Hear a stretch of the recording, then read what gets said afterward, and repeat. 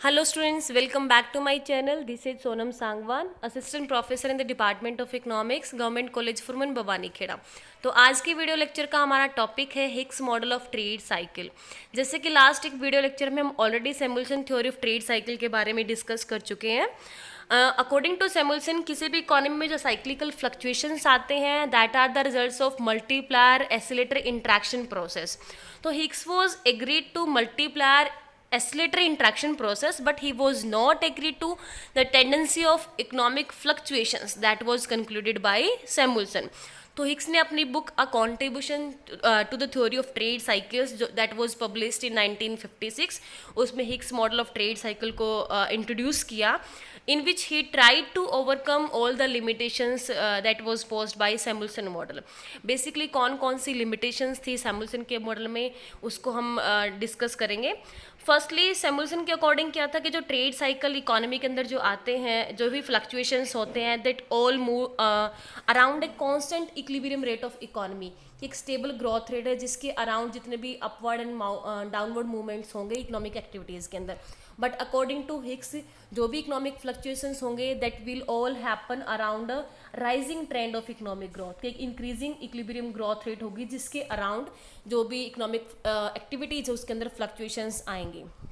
Secondly Samuelson कहते हैं कि सैमुअल्सन ने 5 types of business trade cycles introduce किए अपने मॉडल में। जैसे कि हमने यहाँ पे डायग्राम शो किया हुआ है Samuelson theory of trade cycle का, जिसको 5 टाइप्स ऑफ बिजनेस साइकिल को उसने अलग अलग रीजन से दिखाया, A, B, C, D। एक स्पेशल केस हमने कंसीडर किया था ई रीजन से। तो basically 5 types of business cycle दिए, but Hicks was only agreed to the cycles that generated in only C region, कि जो सी रीजन के अंदर ट्रेड साइकिल जनरेट होते हैं हिक्स सिर्फ उसी से एग्री करता था। And that was type of explosive cycles. जो सी रीजन के अंदर जो साइकिल्स थे एक्सप्लोजिव, जिनकी जो इंटेंसिटी है या एम्पलीट्यूड्स है एज पर टाइम की वो इंक्रीज होती जाती है, तो उसको एक्सप्लोजिव साइकिल्स बोलते हैं। तो Hicks was agreed to only explosive cycles that was presented by Samuelson model. तो हिक्स ने अपनी जो ट्रेड साइकिल का मॉडल है उसमें इकोनॉमिक ग्रोथ थ्योरी को भी इंटीग्रेट किया, जो कि सैमुअल्सन ने जिसको इग्नोर किया।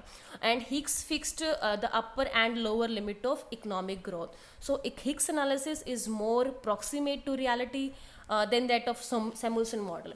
तो आइए हम नेक्स्ट स्लाइड्स के अंदर अब डिटेल्स में डिस्कस करते हैं Hicks model of trade cycle. Hicks model of trade cycle. Hicks presented his theory of business cycle in his book A Contribution to the Theory of Trade Cycle published in 1956. Hicks combined Samuelson multiplier oscillator interaction model and Harrod-Domer growth model। जैसे कि हमने last slide में discuss किया, बात की कि Hicks ने अपनी थ्योरी के अंदर हैरड-डोमर की जो इकोनॉमिक ग्रोथ थ्योरी है उसको कंबाइन किया, इंटीग्रेट किया to expound his own theory of trade cycle. तो basically Hicks theory of trade cycle is based on these important concept. First is Keynes का जो मल्टीप्लायर एनालिसिस है उसके ऊपर बेस है। Next is Clark's acceleration analysis की multiplier और acceleration principle दोनों को कंसीडर करके एक हिक्स ने अपने मॉडल को रिप्रेजेंट किया। Third one is Harrod's growth analysis, जिसमें वारंटेड रेट ऑफ ग्रोथ को हिक्स कंसीडर करता है अपने मॉडल में। And next is Hamilton multiplier oscillator interaction process. तो इन कंसेप्ट्स के ऊपर जो हिक्स का मॉडल है ट्रेड साइकिल का मॉडल वो बेस है। Next is the warranted rate of growth is defined as the rate of growth which will sustain itself with the equilibrium of saving and investment। यहाँ पे हम बात कर रहे हैं कि हिक्स ने अपने मॉडल में मल्टीप्लायर एसिलेटर इंट्रैक्शन प्रोसेस के साथ साथ इकोनॉमिक ग्रोथ की थ्योरी को भी इंटीग्रेट किया बिजनेस साइकिल्स को इंट्रोड्यूस करने के लिए। ठीक है, तो बेसिकली यहाँ पे जिस इकोनॉमिक ग्रोथ की बात हो रही है that is warranted rate of growth and it is the growth rate at which all saving is observed into investment. यानी वो ग्रोथ रेट जिसके ऊपर जो प्लान्ड सेविंग है, इन्वेस्टमेंट है, या रियल सेविंग और रियल इन्वेस्टमेंट दोनों इक्वल हो जाते हैं।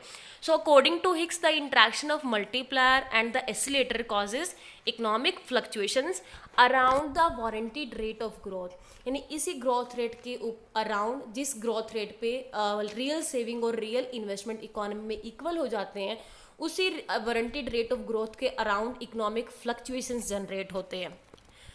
Next is assumptions of the model. Hicks has assumed that economy is in equilibrium initially, कि इनिशियली जो इकोनॉमी है वो इक्विलिब्रियम फेज में होगी, but it moves towards disequilibrium. अगर कोई डिस्टर्बेंस होती है इकोनॉमी में then it will move towards disequilibrium position. ठीक है. Next is the economy is progressive in nature, कि इकोनॉमी हो प्रोग्रेसिव है. इट मीन्स कि जो इकोनॉमी है वो एक, जैसे हमने बात की जो हिक्स के अकॉर्डिंग जो इकोनॉमिक फ्लक्चुएशंस आते हैं इकोनॉमी में, वो एक इंक्रीजिंग इकोनॉमिक ग्रोथ या वारंटेड रेट ऑफ ग्रोथ या यू कैन से एक rising trend of economic growth के अराउंड आते हैं. तो बेसिकली इकोनॉमी है वो प्रोग्रेसिव है नेचर में. दैट इज कि autonomous investment increases at a constant rate. This means कि economy faces the situation of dynamic equilibrium, not static equilibrium, जो कि सैमुअल्सन के मॉडल में था. Next is there exist a limit to upward limit of growth, कि Hicks ने उसके लिए एक टर्म यूज किया सीलिंग, कि जो अपवर्ड एक्सपेंशन होता है इकोनॉमिक एक्टिविटीज़ का वो उसके ऊपर एक लिमिट होती है, अपर लिमिट हिक्स ने फिक्स की अपनी मॉडल के अंदर. The it can not grow beyond the full employment level of output, की इकोनॉमी उस अपर लिमिट से फर्दर ग्रो नहीं कर सकती, और उस अपर लिमिट को हिक्स ने full employment level of output से रिप्रेजेंट किया. यानी कि ceiling on upward expansion is imposed by scarcity of employable resources, कि जब इकोनॉमी एक बार फुल एम्प्लॉयमेंट लेवल पे पहुंच जाती है उसके बाद फर्दर उस लिमिट से ऊपर इकोनॉमी में एक्सपेंशन नहीं आ सकता, इकोनॉमिक एक्टिविटीज़ ग्रो नहीं कर सकती. Values of multiplier and oscillator remains fixed. Next is there is no direct constraint on the contraction phase, yet the transformation of oscillator in the downswing provides an indirect constraint. कि जब economy में contraction का phase start होता है यानी डाउनस्विंग होती है economy, तो कोई डायरेक्ट कंस्टेंट नहीं होता कॉन्ट्रैक्शन फेज पे, लेकिन एसिलेटर है. Oscillator works as an indirect constraint on downswing on the contraction of the economy because disinvestment is limited by depreciation. Next is consumption in the current period is a function of income of the previous period, यानी CT is a function of YT minus 1, कि जो आज का इस current period का consumption है वो हमारे प्रीवियस पीरियड की इनकम के ऊपर डिपेंड करेगा. And induced investment in the current period is a function of change in output of the previous period. It can be written as IT, यानी investment induced investment in the T period is a function of YT minus 1 minus YT minus 2. ये जो previous period के output में जो changes आते हैं उसके ऊपर इंड्यूस्ड इन्वेस्टमेंट डिपेंड करेगा. It is assumed that there is an equilibrium rate of growth in the economy where the जो actual growth rate है और जो natural growth rate है दोनों जहाँ पे equal हो जाते हैं वहाँ पे economy में equilibrium rate of growth मिलती है. Next is according to Hicks, autonomous investment is a function of current output and is undertaken to replace worn out capital. कि जो autonomous investment है वो किसका function है, is a function of current output and is undertaken, कि जो भी worn out capital है, जो depreciated capital है, जो भी टूट फूट होती equipments में या machinery में during the production process, तो उसको replace करने के लिए वो investment किया जाता है. On the other hand, induced investment is a function of change in output. The change in output leads to the induced investment, which brings the principle of acceleration into action. कि जो induced investment है that is a function of change in output, जैसे last slide में हमने discuss किया, और जो output में चेंज होगा जैसे इंड्यूस्ड इन्वेस्टमेंट इंक्रीज होगा उससे ही जो प्रिंसिपल ऑफ एसिलेशन है वो हमारा एक्शन के अंदर आएगा, वर्क करेगा. This induced investment is central to Hicks theory of trade cycle for the operation of acceleration principle. की फैक्टर जिसके ऊपर हमारा एसिलेशन प्रिंसिपल डिपेंड करता है that is induced investment. Distinctive features of Hicks model. अब कुछ features हैं Hicks model के जिसको हम डिस्कस करेंगे. First is there is upper limit to growth और ceiling of trade cycle. Hicks propagates that there exist a ceiling और upper limit to growth. उस अपर लिमिट को हिक्स रिप्रेजेंट करता है by full employment of resources, यानी जो economy में growth होगी या इकोनॉमिक एक्टिविटीज में जो एक्सपेंशन होगा that will continue till the economy system या economic system reaches the level of full employment. Next is there is a lower limit to growth or floor of the trade cycle. According to Hicks, though there is a no direct constraint on the downward movement or contraction phase of the economy, but there exists a indirect constraint as we stated earlier कि जो acceleration principle है वो inoperative हो जाता है contraction phase के अंदर, because कि इन्वेस्टमेंट है हमारा वो जीरो से नीचे नहीं हो सकता, इंड्यूस्ड इन्वेस्टमेंट बेसिकली। तो जो एसिलेटर है वो एज एन इनडायरेक्ट कंस्टेंट काम करता है कॉन्ट्रैक्शन फेज के ऊपर, डाउनवर्ड मूवमेंट के ऊपर। These constants are first, gross investment can not fall below zero. Secondly, even at this lower level of investment some basic investment takes place for replacing inventories and equipment, कि कुछ basic investment है वो जरूरी हो जाता है to replace inventories, to replace machinery and equipment. तो basically कुछ हमारा जो इन्वेस्टमेंट है वो कुछ ना कुछ इन्वेस्टमेंट जरूर होगा इकोनॉमी के अंदर, वो जीरो से नीचे नहीं हो सकता। तो एसिलेटर जो हमारा वो इनऑपरेटिव हो जाता है, वो इतना वर्क नहीं कर पाता जितना वो एक्सपेंशन फेज के अंदर करता है।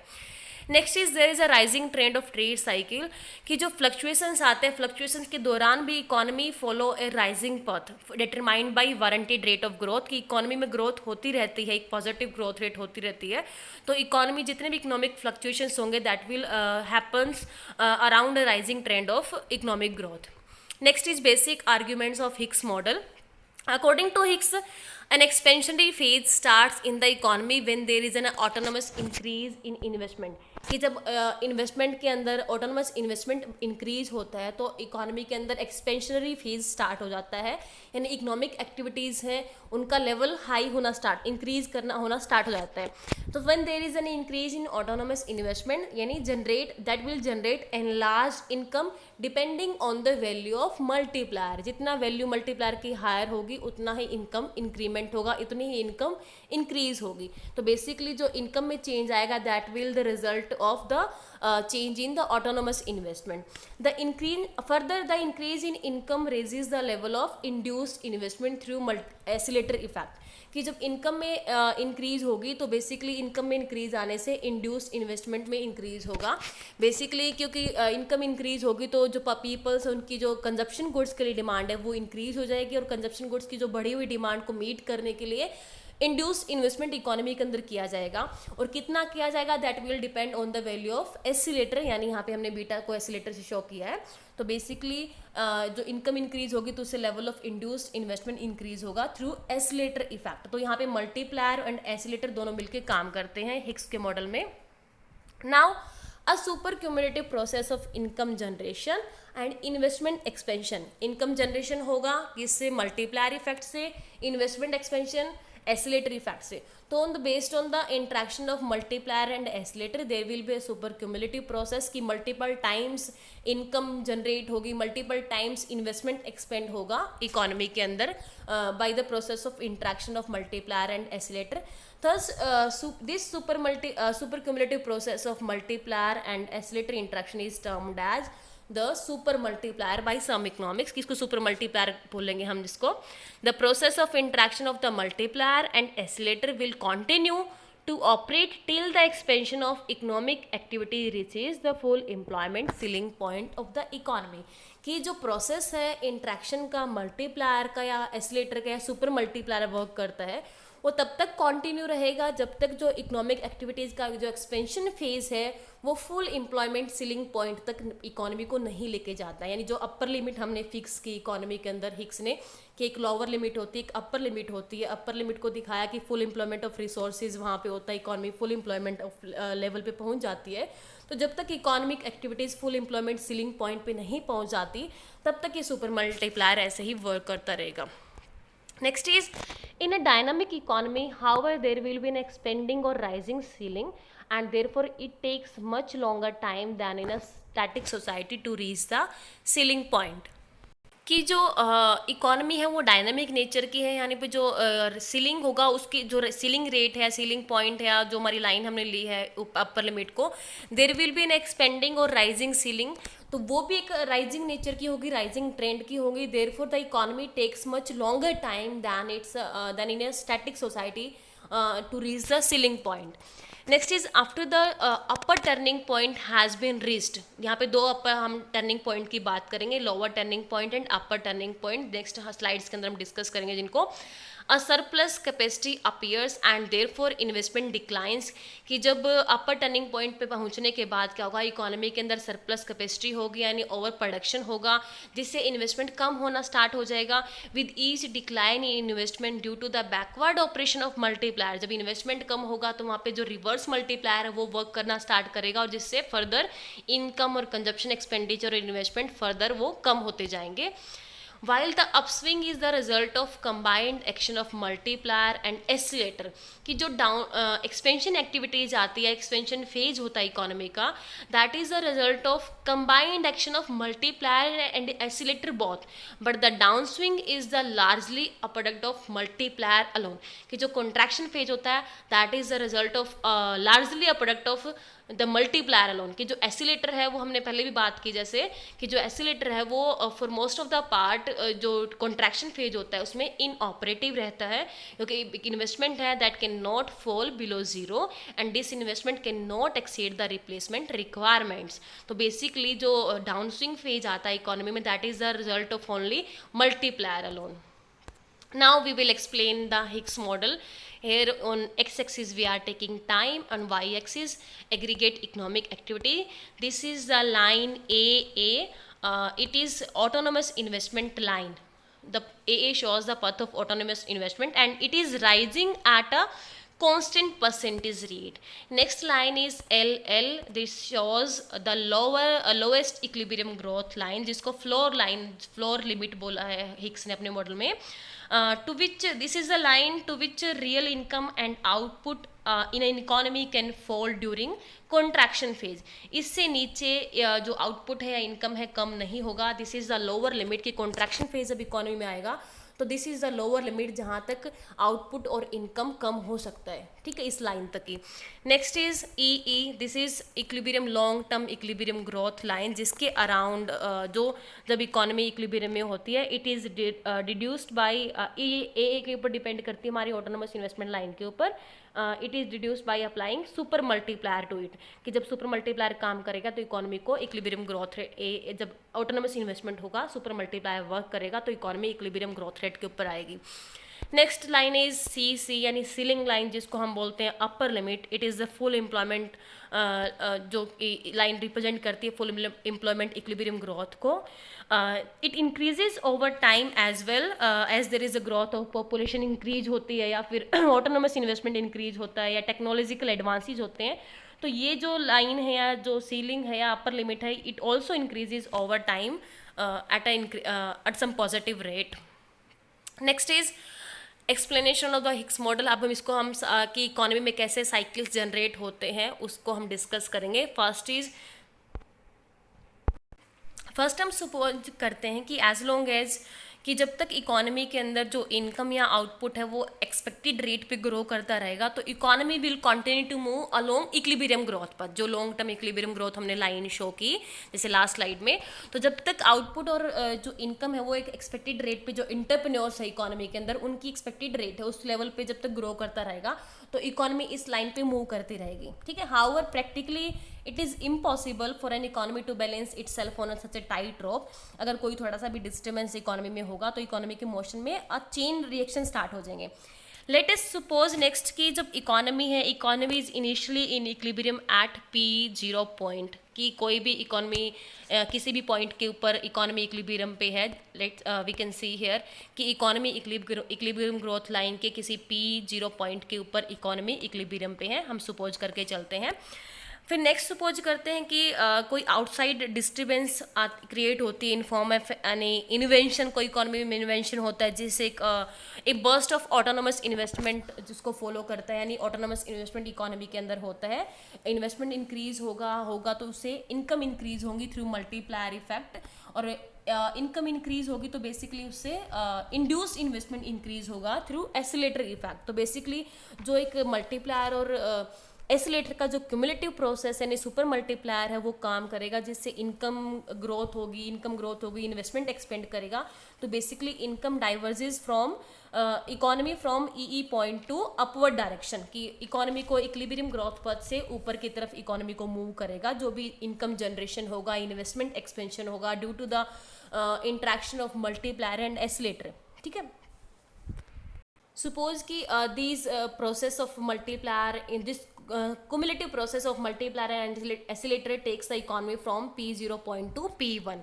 here we can see कि initially equilibrium P0 point के ऊपर है, फिर autonomous investment increase होता है following invention that is outside disturbance in the economy. तो उससे इकोनॉमी के अंदर इनकम जनरेशन होता है, इन्वेस्टमेंट एक्सपेंशन होता है through the interaction of multiplier and escalator, यानी सुपर मल्टीप्लायर जब काम करता है जो इकोनॉमी को P0 पॉइंट से P1 पे ले जाता है, ठीक है. But this cumulative process is also have an end, कि जो भी इकोनॉमी की जो प्रोडक्टिव कैपेसिटी है जब वो अप्रोच हो जाती है सिस्टम के अंदर, यानी as the productive capacity of the system is approach, तो जो इन्वेस्टमेंट गुड इंडस्ट्रीज है they can not respond to the increase in demand, कि जो भी इंड्यूस्ड इन्वेस्टमेंट इंक्रीज हुआ यानी इनकम इंक्रीज हुई जिससे कंजप्शन गुड्स के लिए डिमांड लोगों की बढ़ गई, तो जब तक प्रोडक्टिव कैपेसिटी तब तक एम्प्लॉयमेंट तब तक सप्लाई होती रहेगी, प्रोडक्शन बढ़ता रहेगा. लेकिन जब वो प्रोडक्टिव कैपेसिटी पूरी हो जाती है यानी मीट कर ली जाती है, तो इन्वेस्टमेंट गुड इंडस्ट्रीज है वो उस बढ़ी हुई डिमांड को मीट नहीं कर सकते. और for the operation of escalator it is very essential that कि जो इन्वेस्टमेंट गुड इंडस्ट्रीज है उनके अंदर एक्सेस कैपेसिटी होनी चाहिए, तभी एस्केलेशन काम करेगा. लेकिन जो फुल एज वी नो कि जो सीलिंग पॉइंट है वो फुल एम्प्लॉयमेंट ऑफ रिसोर्सेज को शो करता है, यानी यहाँ पे इकोनॉमी फुल एम्प्लॉयमेंट लेवल के ऊपर पहुँच गई, यानी जो प्रोडक्टिव कैपेसिटी थी वो सारी यूज़ कर ली गई, यूटिलाइज कर ली गई है. तो बेसिकली जो भी डिमांड है, बड़ी हुई डिमांड, उसको इन्वेस्टमेंट गुड इंडस्ट्रीज पूरा नहीं कर सकती, यानी इंड्यूस्ड इन्वेस्टमेंट फर्दर नहीं होगा, इन्वेस्टमेंट कम होना स्टार्ट हो जाएगा, जो फर्दर कंजप्शन एक्सपेंडिचर को और जो इनकम को कम करना स्टार्ट कर देगा. it has got to come down, but it does not fall with a crash immediately but creeps along the ceiling for some time. कि जो इकोनॉमी में कॉन्ट्रैक्शन का फेज स्टार्ट होगा, यानी इकोनॉमी नीचे की तरफ गिरना स्टार्ट हो जाएगी, डाउनवर्ड मूवमेंट होगा, लेकिन वो इमीडिएटली नहीं होगा कि P1 पॉइंट के ऊपर से डायरेक्ट डाउनवर्ड मूवमेंट में स्टार्ट हो जाएगा, बट इट विल क्रीप, यानी जो सिस्टम है that will creep along the ceiling for some time on account of lag defects. कि इकोनॉमी के अंदर इन्वेस्टमेंट लैग्स होते हैं, यानी there is a interval between an investment and its benefits, कि जो कोई भी इन्वेस्टमेंट किसी करंट पीरियड में इन्वेस्टमेंट किया जाता है तो उसके बेनिफिट्स फर्दर कुछ पीरियड्स के लिए रियलाइज़ किए जाते हैं. तो बेसिकली उन लैग इफेक्ट्स की वजह से इकोनॉमी जो इकोनॉमिक सिस्टम है वो क्रीप करेगा, यानी मूव करेगा along the ceiling for some time, कुछ टाइम तक वो मूव करता रहेगा, उसके बाद कॉन्ट्रैक्शन का फेज स्टार्ट होगा. यू कैन सी हेयर कि इकोनॉमिक सिस्टम है वो P1 से P2 तक, यानी सीलिंग जो हमारी लाइन है उसके अलोंग मूव करेगा P1 से P2, उसके बाद इकोनॉमी में डाउनवर्ड कॉन्ट्रैक्शन या डाउनवर्ड मूवमेंट स्टार्ट हो जाएगा. ठीक है, ये क्यों हुआ कि जो इकोनॉमी के अंदर जो प्रोडक्टिव कैपेसिटी थी वो सारी यूटिलाइज कर ली गई है. अब जो इन्वेस्टमेंट गुड इंडस्ट्रीज है वो बढ़ी हुई डिमांड, यानी जो भी इनकम की वजह से जो इनकम पीपल्स की डिमांड बढ़ गई है उसको मीट नहीं कर सकते, वो फर्दर इन्वेस्टमेंट नहीं करेंगे, इन्वेस्टमेंट कम होना स्टार्ट हो जाएगा. इन्वेस्टमेंट कम होगा तो बेसिकली उससे इनकम और फर्दर इन्वेस्टमेंट ऐसे कम होना स्टार्ट हो जाएगा. After creeping along for a while, it moves down and the downward trend of cycle begins. कि downward movement start हो जाएगा, but once the output start falling, it can no longer remain even along the equilibrium path. कि एक बार downward movement start हो गया तो ऐसा नहीं है कि वो इक्विलिब्रियम पथ के ऊपर इकोनॉमी रिमेन करेगी या इकोनॉमी उसके ऊपर आ जाएगी, because reverse multiplier works in down swing. कि इन्वेस्टमेंट कम हुआ है तो इन्वेस्टमेंट कम होने से जो मल्टीप्लायर के जो बैकवर्ड एक्शन है वो स्टार्ट हो जाता है, यानी रिवर्स मल्टीप्लायर काम करना स्टार्ट कर देता है डाउन स्विंग के अंदर.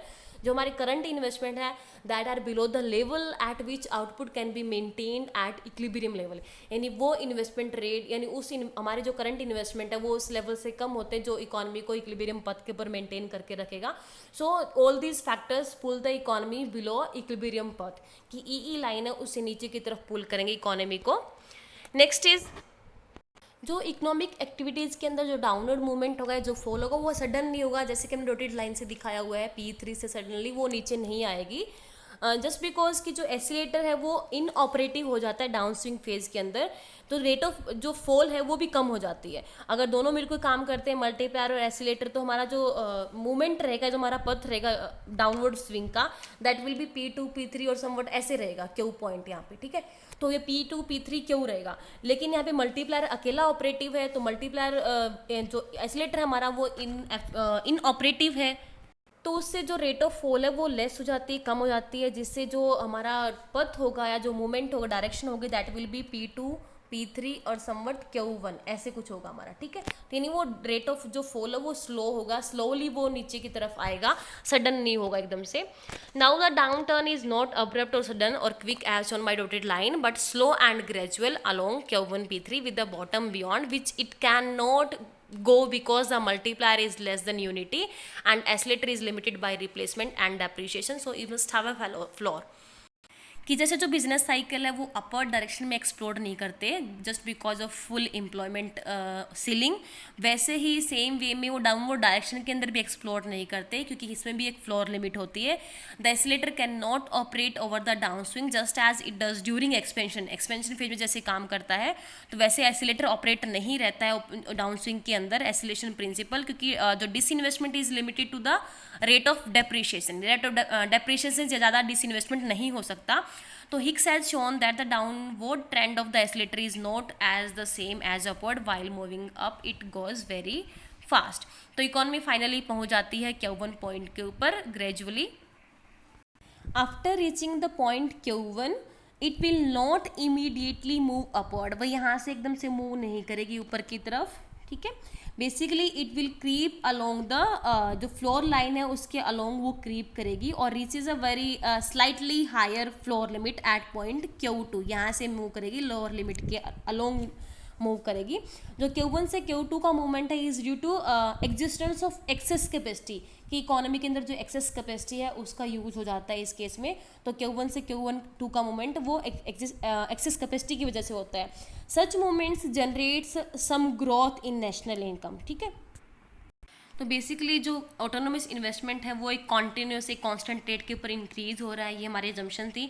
तो again as autonomous investment is continuously being increase, तो basically the interaction of multiplier and accelerator will once again move economy towards the growth path, economy को फिर से Q2 से ऊपर वो अपवर्ड डायरेक्शन के अंदर इकॉनमी को मूव करना स्टार्ट कर देगा, Q2 से आगे नेक्स्ट जो भी अपवर्ड डायरेक्शन होगी उसकी, ठीक है। तो this was the explanation the Hicks model कि कैसे हिक्स मॉडल में ट्रेड साइकिल जनरेट होते हैं, कि इनिशियली जो इकॉनमी वो P0 पॉइंट के ऊपर है, फिर ऑटोनोमस इन्वेस्टमेंट इंक्रीज होता है जिससे सुपर मल्टीप्लायर वर्क करता है जो इकॉनमी को P0 से P1 पे लेके जाता है। फिर सडनली इकॉनमी P1 से नीचे नहीं आती है, वो कुछ टाइम के लिए, जो क्योंकि इन्वेस्टमेंट लैग्स होती है इकॉनमी के अंदर, जो इन्वेस्टमेंट के बेनिफिट्स हैं कुछ फर्दर पीरियड्स के लिए रियलाइज किए आते हैं, तो इकॉनमी क्रीप करती है सीलिंग लिमिट के अलॉन्ग P1 से P2 पॉइंट पे। उसके बाद इकॉनमी के अंदर क्योंकि जो इन्वेस्टमेंट गुड इंडस्ट्रीज़ है उनके जो भी उनकी जो प्रोडक्टिव कैपेसिटी थी वो यूटिलाइज हो चुकी होती है, तो वो अब बढ़ी हुई डिमांड को मीट नहीं कर सकते, तो इंड्यूस्ड इन्वेस्टमेंट है वो कम होना स्टार्ट हो जाता है। यहाँ पे एसिलेशन जो एसिलेटर हमारा वो इनऑपरेटिव हो जाता है, ठीक है। तो डाउनवर्ड मूवमेंट स्टार्ट होता है इकोनॉमी का, P2 से नीचे मूव करना, डाउनवर्ड डायरेक्शन में मूव करना स्टार्ट कर देगी इकोनॉमी P3 पॉइंट पे। फर्दर इकॉनमी इक्विलिब्रियम ग्रोथ पे भी मेंटेन नहीं रह पाती है क्योंकि रिवर्स मल्टीप्लायर वर्क करता है, जो इकॉनमी को जो हमारे करंट इन्वेस्टमेंट्स हैं वो हमारे उस लेवल उतने नहीं होते, हमारे कम होते जो इकॉनमी को इक्विलिब्रियम ग्रोथ पे मेंटेन करके रखे। तो बेसिकली इकॉनमी को वो इक्विलिब्रियम ग्रोथ से नीचे पुल करके लेके आते हैं। जो भी डाउनवर्ड डायरेक्शन मूवमेंट होगा वो सडन नहीं होगा, जैसे डॉटेड लाइन है वैसे नहीं होगा, क्योंकि जो एसिलेशन प्रिंसिपल है वो हमारा इनऑपरेटिव होता है कॉन्ट्रैक्शन फेज के अंदर, वो एज एन इनडायरेक्ट कांस्टेंट काम करता है लोअर लिमिट के ऊपर या कॉन्ट्रैक्शन फेज के अंदर। तो जो रेट ऑफ फॉल है वो कम हो जाती है, तो स्लोली या ग्रेजुअली इकॉनमी डाउनवर्ड मूव करती है। तो जो हमारा पथ होगा डाउनवर्ड मूवमेंट का दैट मीज P2 P3 Q1, तो इकॉनमी Q1 पे हिट करेगी, उसके बाद इकॉनमी स्लाइटली मूव करेगी Q2 पॉइंट की तरफ, just because of their is access capacity in the economy. तो जितनी जब तक एक्सेस कैपेसिटी यूज़ नहीं होती है तो इकॉनमी स्लाइटली एक हायर फ्लोर लिमिट के ऊपर मूव करेगी Q1 से Q2। फिर ऑटोनोमस इन्वेस्टमेंट इंक्रीज हो रहा है कॉन्टिन्यूसली, तो बेसिकली कुछ इन्वेस्टमेंट इकॉनमी के अंदर होगा जिससे नेशनल इनकम जनरेट होगी, तो जिससे सुपर मल्टीप्लायर फिर से काम करेगा, इंट्रैक्शन ऑफ मल्टीप्लायर होगा, एसिलेटर होगा, जिससे once again economy upward direction की तरफ मूव करेगी। तो this was the explanation of the Hicks model. Next is limitation of the Hicks model. The theory has been criticised for being too rigid है, complicated है, तो इसलिए इसको criticise किया गया है। जो एसिलेशन प्रिंसिपल है has been utilised in too rigid form. Higgs has assumed the fixed values of multiplier and the oscillator, that is very unrealistic. The increase in autonomous investment as a constant rate has also been criticized by some economists.